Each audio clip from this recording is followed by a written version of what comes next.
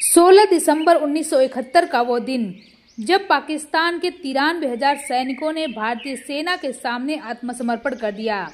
ये भारत के लिए एक ऐतिहासिक दिन था।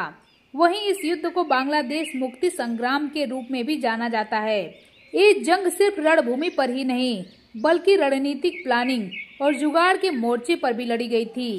इस जंग से जुड़ा एक ऐसा किस्सा है जो हर किसी को हैरान कर देगा, क्योंकि इस युद्ध में भारतीय सैनिकों ने सैकड़ों कंडोम का ऑर्डर दिया था और न सिर्फ ऑर्डर दिया बल्कि पाकिस्तान के हार में इसने एक महत्वपूर्ण भूमिका निभाई।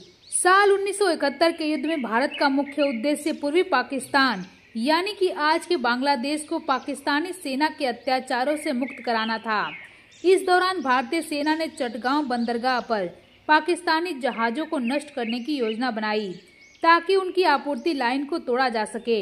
इसके लिए नौसेना ने लिम्पेट माइंस का इस्तेमाल किया, जो जहाजों के नीचे चिपकाकर विस्फोट करने वाली छोटी माइंस होती हैं। लिम्पेट माइंस को जहाजों के नीचे चिपकाने के लिए गोताखोरों को पानी में जाना पड़ता था। इन माइंस का टाइमर 30 मिनट में विस्फोट करने के लिए सेट था, लेकिन पानी के संपर्क में आने से टाइमर खराब हो सकता था या माइंस समय से पहले फट सकती थी। गोताखोरों को माइन लगाने और सुरक्षित बाहर निकलने के लिए पर्याप्त समय चाहिए था, लेकिन पानी में माइन की सुरक्षा एक चुनौती थी। भारतीय नौसेना ने समस्या को हल करने के लिए सैकड़ों कंडोम का ऑर्डर दिया।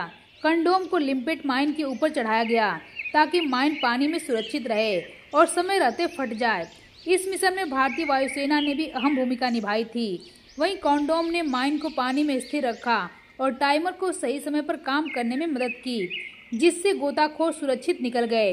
इस रणनीति की वजह से माइंस ने सही समय पर काम किया और चटगांव बंदरगाह पर पाकिस्तानी जहाजों को भारी नुकसान पहुंचाया। भारतीय सेना ने कंडोम का एक और अनोखा उपयोग किया।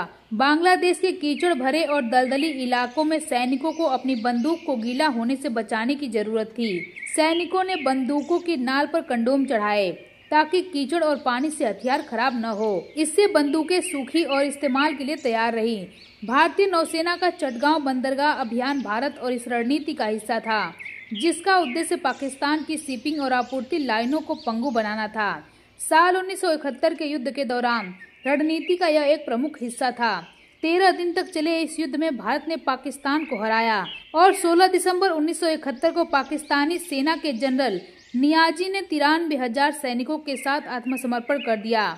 यह विश्व युद्ध सेकंड के बाद सबसे बड़ा सैन्य आत्मसमर्पण था और इसके परिणाम स्वरूप बांग्लादेश एक स्वतंत्र राष्ट्र बना।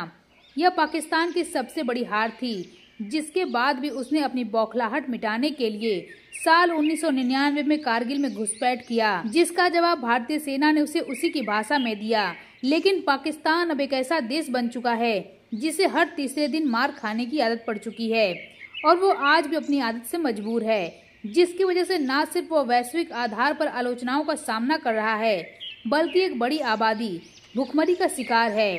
फिर भी आतंकवाद को पालने में पाकिस्तान आज भी बाज नहीं आ रहा है।